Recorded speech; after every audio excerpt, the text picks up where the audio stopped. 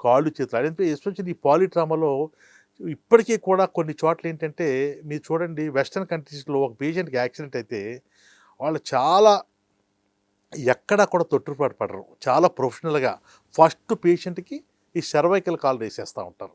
అంటే ఏంటి? ఒక్కొక్కసారి ఏంటంటే పేషెంట్‌కి సర్వైకల్ స్పైన్ ఇంజ్యూరీ అవుద్ది గానీ కార్డ్ దెబ్బతిందు. కానీ ఇక్కడ మన దేశంలో గానీ చాలా డెవలపింగ్ కంట్రీస్‌లో పేషెంట్‌ని ఏదో సేవ్ చేద్దాం అన్న కంగారులో 10 మంది గుమిపడతారు. కూడిపోయి సాయం పడి సాయం చేస్తా ఉంటారు.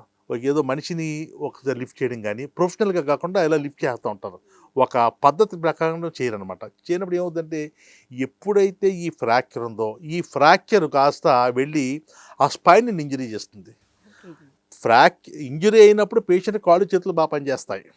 ఇలాగ క క పేషెంట్‌ని సేవ్ చేద్దాం అన్న కంగారులో గానీ, తెలిసి తెలియక ఒకసారి ఇలాగ మెడలోంచేయడం గాని, ఇలాగ ఒకసారి ఎత్తేయడం గాని, కూర్చోబెట్టే ప్రయత్నం చేసినప్పుడు, ఈ కార్డ్ దెబ్బతిని కాళ్ళు, చేతులు పడిపోవడం గాని, దాన్ని క్వాడ్రిప్లీజియా అంటారు. ఒక్కొక్కసారి కాళ్ళు 2 పడిపోతా ఉంటాయి.